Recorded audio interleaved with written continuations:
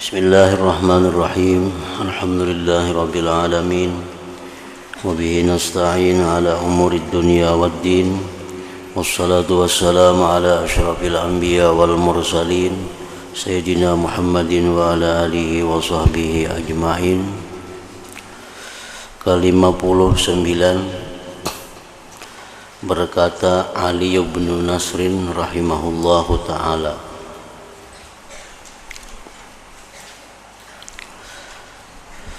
aku melihat Khalil bin Ahmad rahimahullahu ta'ala di dalam tidurku, artinya bermimpi. Ali bin Nasr ini bermimpi bertemu dengan Imam Khalil bin Ahmad. Lalu aku berkata di dalam hatiku, aku tidak melihat seseorang yang lebih bijak daripadanya Imam Khalil. Maka aku pun terus bertanya kepadanya, bagaimana Allah telah membalas segala amalanmu? Khalil sudah wafat. Ada orang yang bermimpi, dalam mimpi itu bertanya kepada Khalil, bagaimana Allah membalas segala amalanmu? Lalu Khalil menjawab, bukankah engkau telah melihat keadaanku sekarang ini? Maka sebenarnya tidak ada sesuatu yang lebih berharga daripada perkataan subhanallah walhamdulillah wa la ilaha illallah wallahu akbar.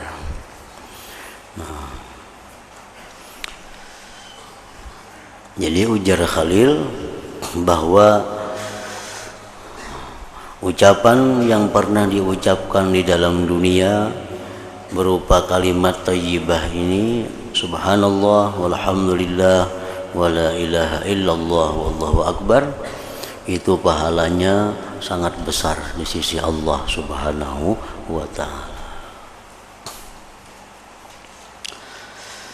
Dan di dalam riwayat lain Ali bin Nasr berkata, aku bermimpi dengan Al-Khalil bin Ahmad. Lalu aku bertanya kepadanya, apa yang dibalas oleh Allah dengan amalan engkau? Khalil menjawab, Allah Ta'ala telah mengampuni aku. Terus aku bertanya lagi, dengan sebab apa engkau mendapat pengampunan Allah Ta'ala itu? Khalil menjawab, ialah dengan sebab perkataan la haula wa la quwata illa billahil aliyyil azim.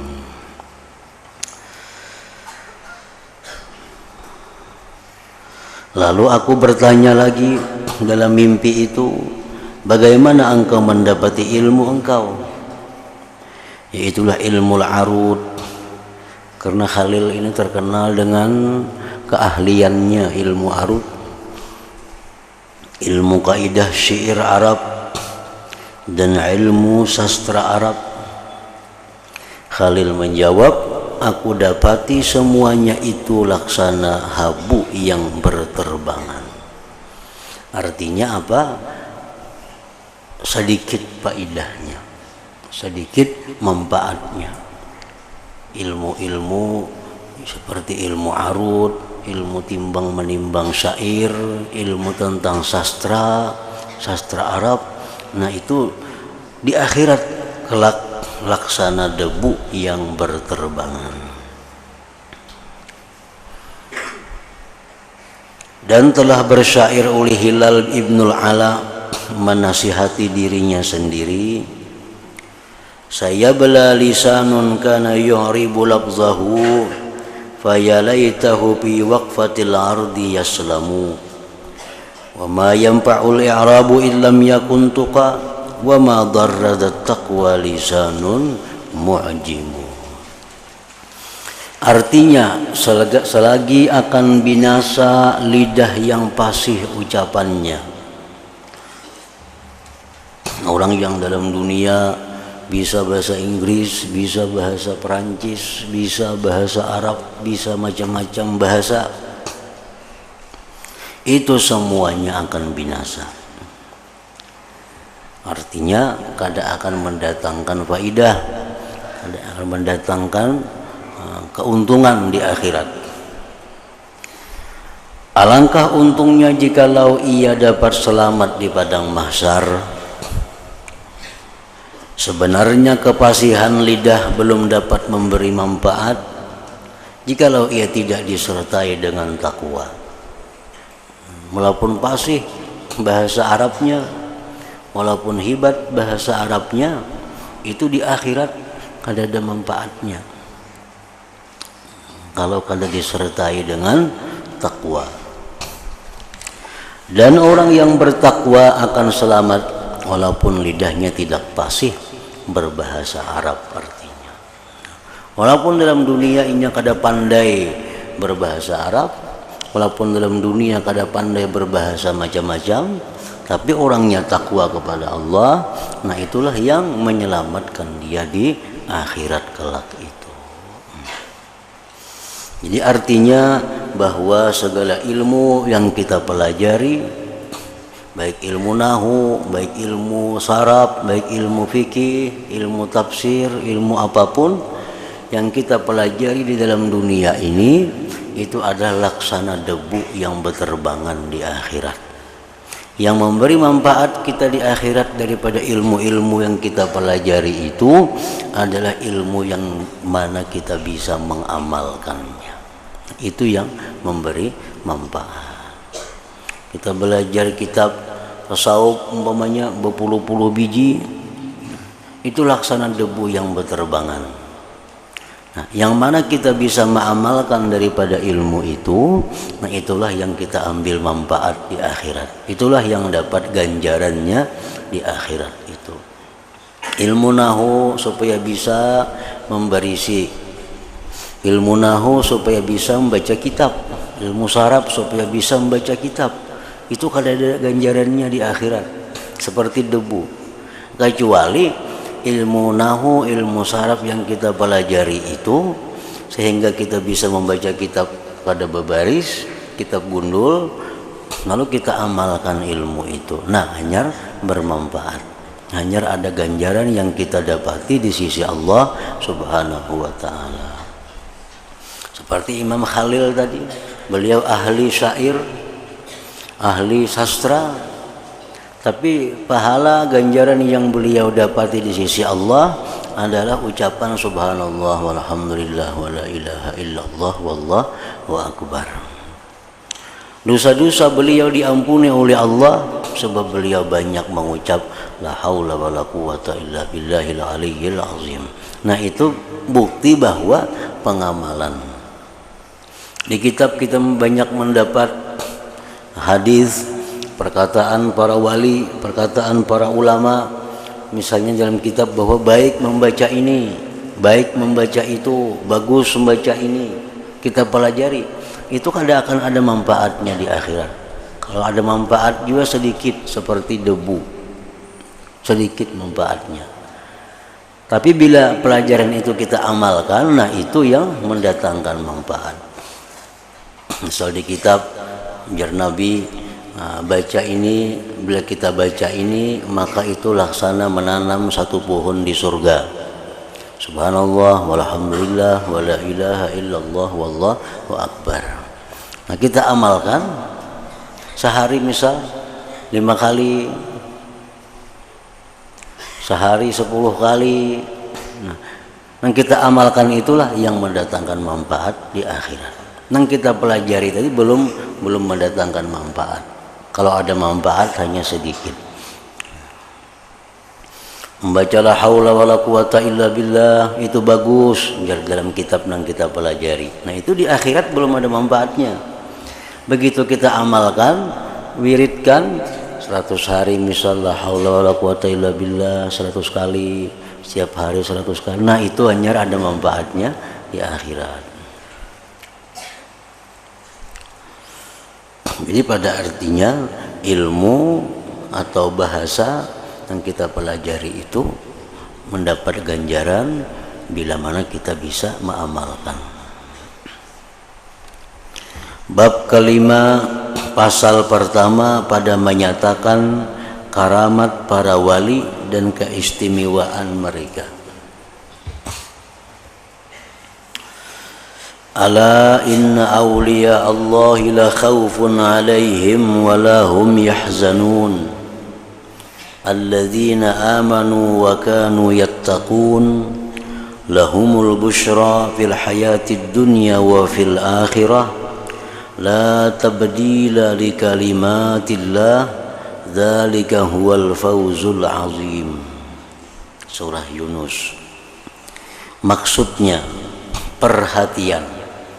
Ala jar Tuhan, perhatian, sesungguhnya wali-wali Allah itu tidak ada takut dan tidak ada kesusahan bagi mereka. Maksudnya adalah di akhirat. Di akhirat orang-orang wali itu kadang menemui kesusahan dan kadang merasakan rasa takut. Mereka orang wali tadi ialah orang-orang yang beriman dan bertakwa. Orang-orang wali itu orang yang beriman dan bertakwa. Bagi mereka berita gembira dalam hidup di dunia ini dan di negeri akhirat. Jadi orang-orang wali itu mereka sudah dapat kabar gembira dari Allah begitu hendak wafat. Begitu hendak wafat mereka sudah diberi kabar gembira oleh Allah. Tidak ada gantian bagi kalimat Allah, artinya keputusan Allah itu kada bisa dirubah diganti. Dan yang demikian itu sebenarnya keberuntungan yang besar bagi orang-orang yang menjadi waliullah itu.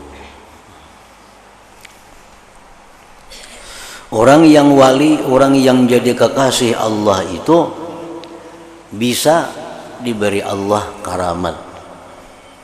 Nah, bisa diberi Allah karamat, namun kada pasti. Kada pasti. Artinya kada selalu setiap orang wali itu ada karamat, kada mesti. Nah, orang-orang wali itu biasanya ada diberi Allah karamat.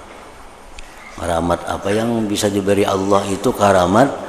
Hal-hal yang menyalahi adat. Menyalahi adat.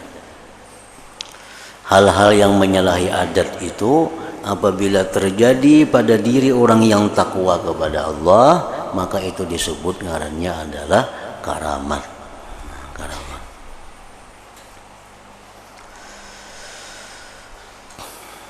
Dalil karamat pada akal dan nakal.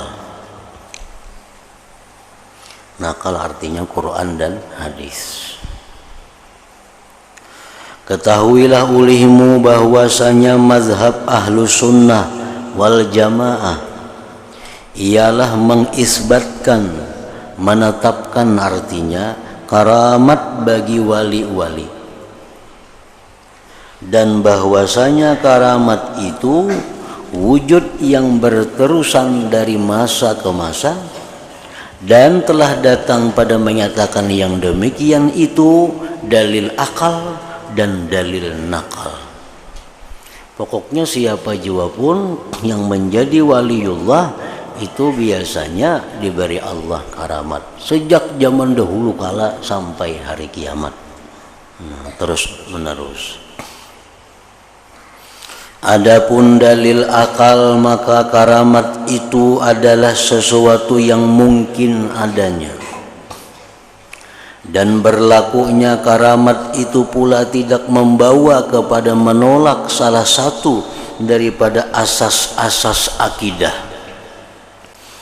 Nah, kan akidah kita apa? Bahwa yang memberi bekas itu hanya Allah semata. Yang lain dari Allah itu kada berdaya upaya untuk menciptakan sesuatu, untuk meniadakan sesuatu. Selain Allah itu kada ada. Nah, itu i'tikad, itu akidah dalam hati kita. Nang kada boleh tergisir sedikit pun dari itu. Jadi wajib dalam hati kita meyakini bahwa tidak ada seorang pun yang bisa menciptakan sesuatu yang tidak ada menjadi ada, dan meniadakan yang ada menjadi tiada. Itu tidak ada yang bisa selain daripada Allah Subhanahu wa ta'ala. Titik, hingga situ, kada bisa ditambah lagi.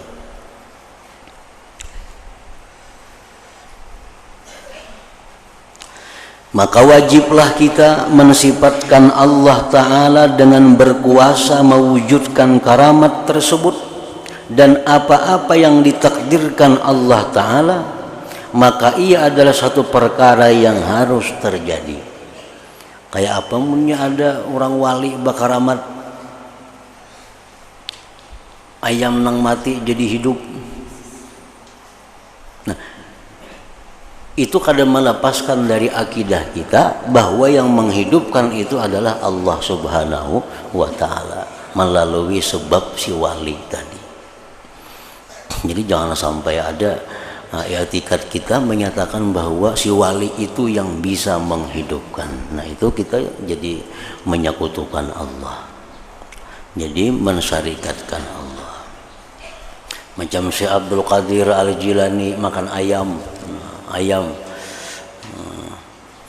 dimakan, habis kumpulkan sidin tulangnya, terkumpul tulang ayam hidup, ya sidin babulik ayamnya hidup. Nah, itu ngarannya karamat para wali. Bukan Abdul Qadir Al-Jilani yang menghidupkan itu. Yang menghidupkan ayam itu tetap adalah Allah Subhanahu wa ta'ala. Itu kada boleh bergisir daripada akidah. Adapun perkara Syekh Abdul Qadir Jilani itu hanyalah sebab Allah menghidupkan tadi melalui Abdul Qadir Al-Jilani. Adapun dalil nakal, maka banyak ayat-ayat Al-Quran dan hadis-hadis Nabi Sallallahu Alaihi Wasallam yang menyebutkannya karamat itu. Di antaranya ialah firman Allah Ta'ala yang berkenaan dengan kisah Siti Maryam, yaitu firman Allah Ta'ala, wa huzzi ilaiki bi jid'in nakhlati tusaqit alaiki rutaban janiyya. Maksudnya, guyangkanlah ulihmu wahai Maryam akan batang pohon kurma itu, niscaya akan berguguran untukmu buah-buah rutab, buah tamar yang masih basah yang telah dipetikkan. Menurut cerita, Maryam ini melahirkan Nabi Isa di bawah pohon kurma. Pohon kurmanya kering, kada sedang berbuah.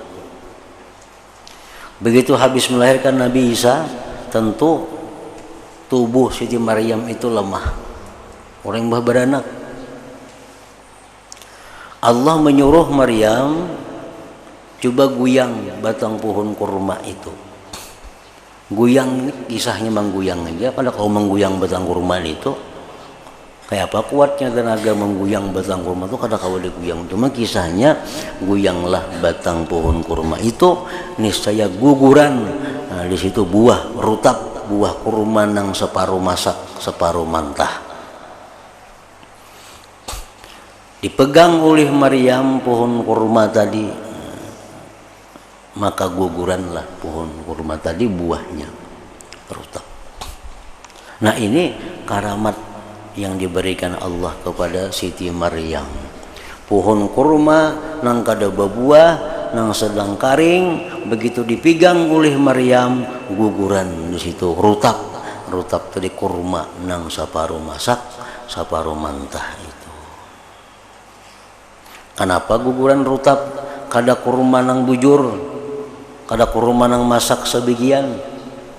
Nah, karena ujar para ulama tafsir mengatakan bahwa orang yang imbah melahirkan itu, orang yang imbah beranak itu paling bagus makan rutab itu. Makanya Siti Maryam begitu melahirkan, Allah suruh mengguyang pohon kurma tadi, guguran rutab itu. Nah, ini kisah satu yang kita ambil faidah bahwa itu adalah karamat. Pohon kurma nang kada ada buahnya. Begitu Maryam pegang, guguran. Yang kedua yang dapat diambil dalam kisah ini, bahwa di situ Allah menyuruh Maryam berusaha. Menyuruh Maryam berusaha. Usahanya apa? Suruh mengguyang pohon kurma. Padahal Allah tuh bisa aja mendatangkan kurma blak langsung satalam di higa Siti Maryam. Bisa aja Tuhan. Mampu Tuhan mendatangkan kurma tanpa mengguyang pohon kurma itu. Tapi dalam ayat ini Allah menjelaskan bahwa ada rezeki itu yang kadang-kadang diusahai. Ada kadang-kadang rezeki itu yang datangnya melalui usaha, seperti Siti Maryam ini. Nah, Siti Maryam sedang mengguyang pohon kurma dulu hanya guguran rutaknya tadi. Nah, kayak itu juga Allah Ta'ala memberikan ilmu kepada manusia. Ada ilmu itu yang diberikan Allah manusia melalui usaha, melalui belajar, melalui mendabit, melalui mutalaah, melalui muzakarah, dapat ilmu. Padahal Allah bisa mendatangkan kita ilmu tanpa belajar. Allah bisa mendatangkan ilmu kepada kita tanpa mesti mutalaah, tanpa muzakarah, tanpa mendabit.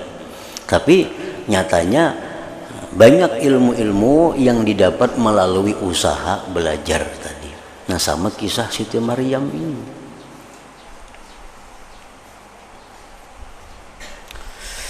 Dan berkata Abul Ma'ali Imam Al-Haramain rahimahullah ta'ala, dan adalah ijma' ulama, sepakat seluruh ulama mengatakan bahwasanya Siti Maryam itu bukan seorang nabi. Maryam itu bukan nabi, karena nabi itu mesti zakarun, nabi itu mesti laki-laki. Maryam itu kada mau nabi. Maryam itu bukan nabi. Dan begitu pula berkata ulama-ulama yang lain, bahkan Siti Maryam itu hanyalah seorang waliyah siddiqah, seorang wali kekasih Allah yang sangat bersifat kebenaran, seperti yang dikhabarkan oleh Allah Ta'ala di dalam Al-Quranul Karim. Nah, berarti apa yang dialami oleh Maryam ini adalah merupakan karamat, bukan mukjizat. Karena Maryam kada nabi. Jaka nabi itu mukjizat ngarannya.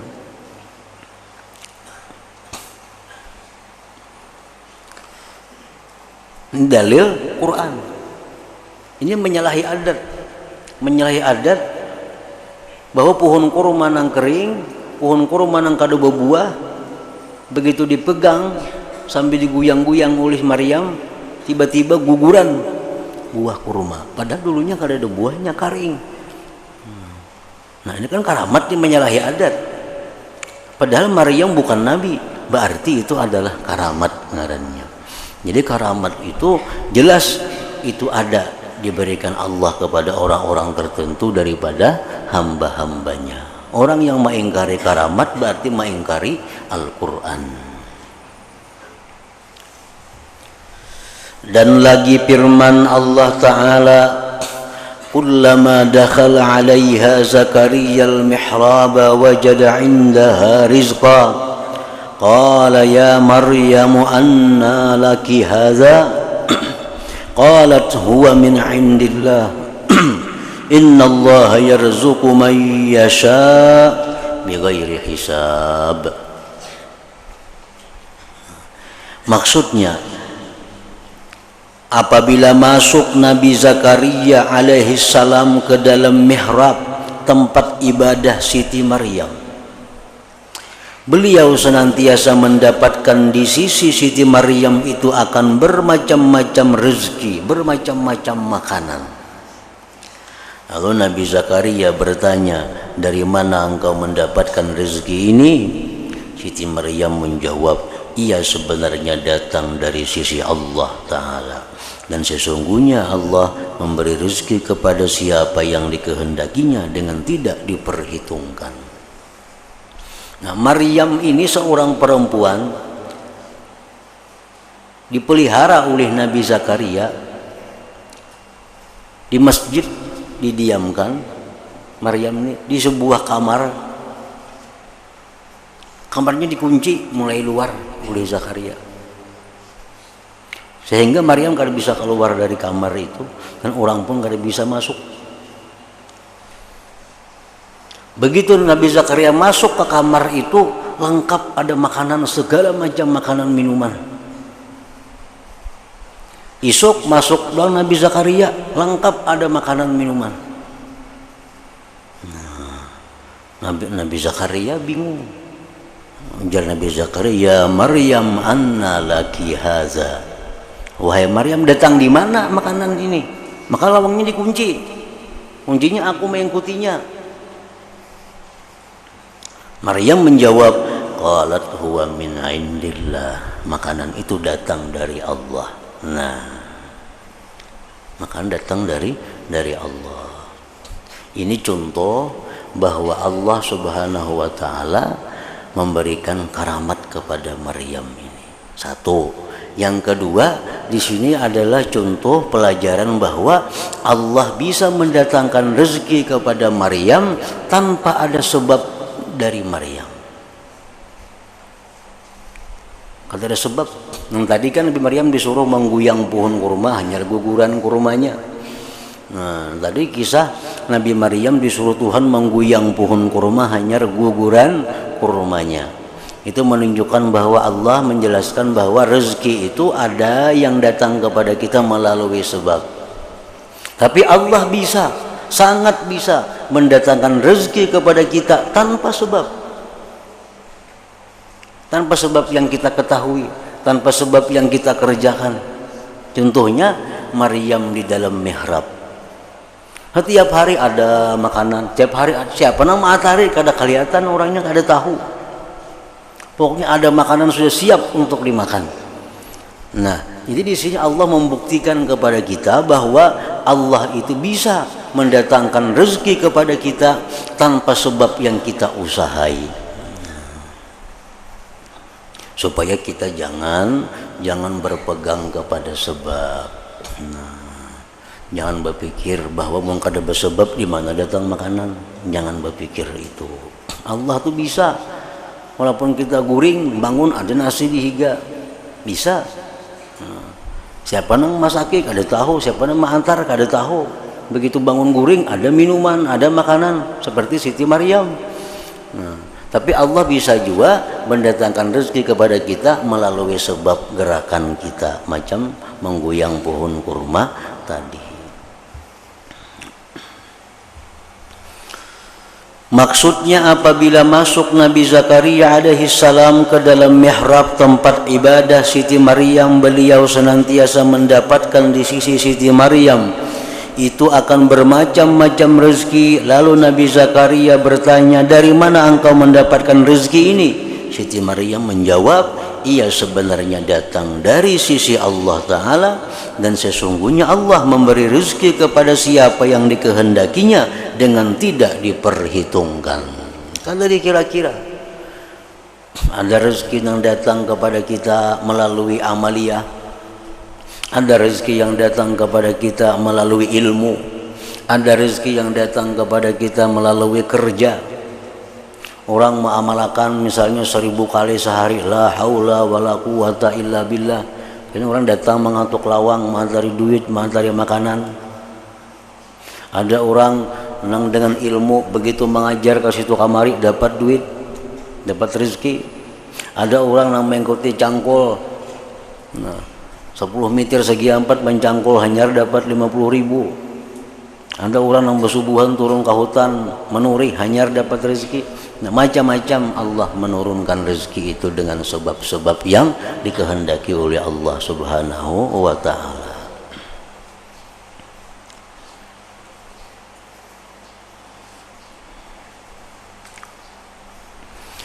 Dan firman Allah Ta'ala berkenaan dengan kisah sahabat Nabi Sulaiman alaihi salam, ketika Nabi Sulaiman alaihi salam mau memindahkan istana Siti Balqis dari negeri Saba ke hadapannya. Istana hendak dipindah. Nah, Nak memindah istana di negeri yang jauh. Ujar Nabi Sulaiman, wahai umatku, wahai jin, wahai angin, wahai macam-macam, aku hendak memindah istana Balqis itu dipindah ke tempatku ini. Siapa yang bisa kau memindah? Ada yang kau memindah sekian lawasnya yang suntung, ada yang kau memindah sehari semalaman hanya kau tuntung. Itu sudah hebat. Istana di negeri lain, ibarat di sini di Malaysia misalnya anaknya, di sana ada istana dipindah ke Surabaya sini nah. Istana tuh diangkat, ngaran istana kan harus istana. Siapa yang kau wajar Nabi Sulaiman memindahkan istana Balqis itu ke tempatku ini? Ada sahabat Nabi Sulaiman yang bernama Asap. Ana atika bihi qabla an yartadda ilaika tarfuk. Saya akan dapat membawanya ke hadapanmu sebelum kembali kepadamu kelipan matamu. Ujar si Asap, wahai Sulaiman, aku bisa mencabut istana itu membawa ke sini sebelum matamu kembali berkedip.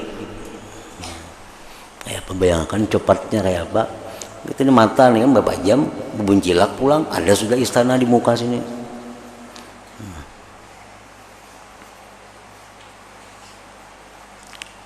Ternyata si Asap ini yang paling cepat, yang lain-lain gak ditahan kayak itu. Si Asap ini kawa mengangkat istana dari negeri Sabah ke tempatnya Sulaiman sekejap mata.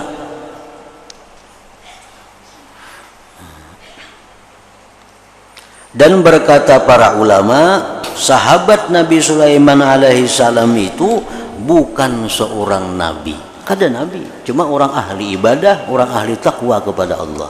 Nah ini ngarannya adalah karamat wali ngarannya.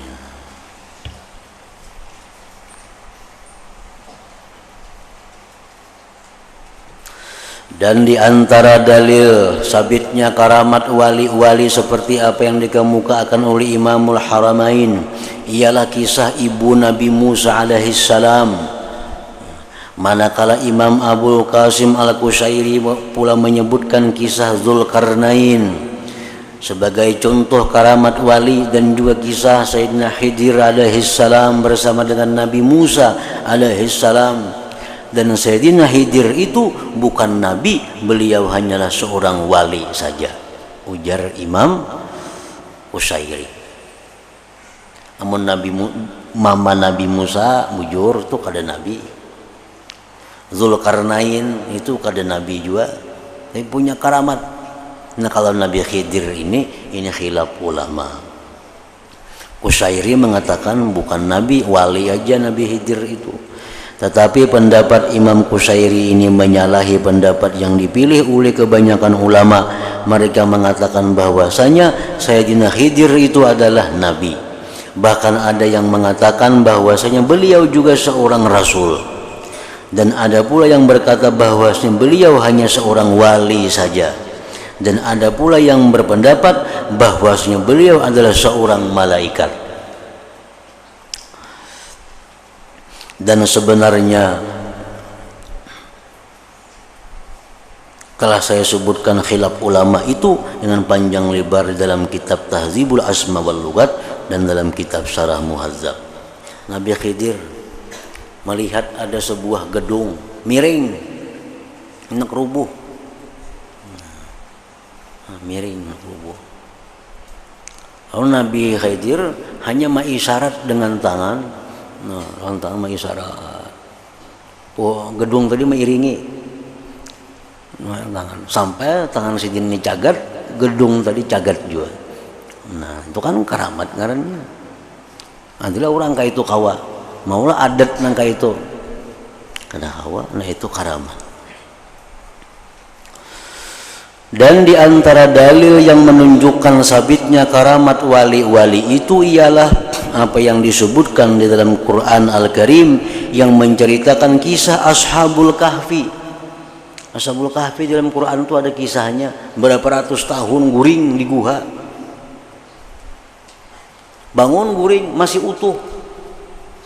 Kada ada nang kurang. Bang awaknya rusak kada. Kita orang garing aja misalnya berabah, kada kebaba apalagi bertahun-tahun berabah, belakang ini bisa hancur. Bisa lawan daun dipasangi. Karena belakangnya buruk. Kita nih berabah kada ba angkatan ditilang bertahun-tahun, belakang kita nih hancur, kulit kita rusak. Nah, Ashabul Kahfi ini ratusan tahun guring dalam guha itu. Nah, itu kan bangun dalam keadaan sihat walafiat, ada kurang suatu apa, itu karamat. Dan apa-apa yang terkandung di dalam cerita mereka itu daripada perkara-perkara yang ganjil.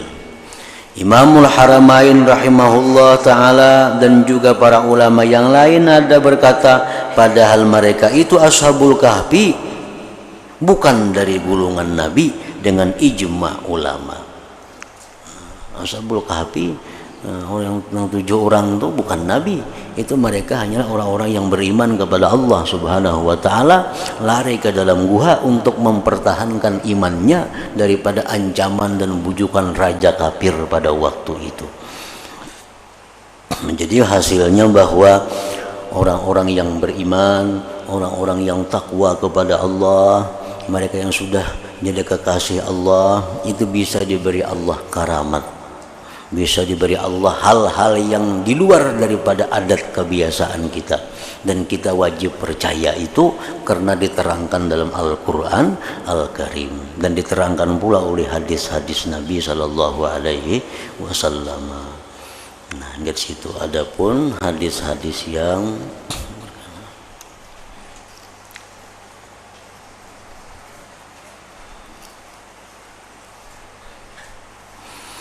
حضرة النبي صلى الله عليه وسلم الفاتحة. أعوذ بالله من الشيطان الرجيم. بسم الله الرحمن الرحيم. إياك نعبد وإياك نستعين.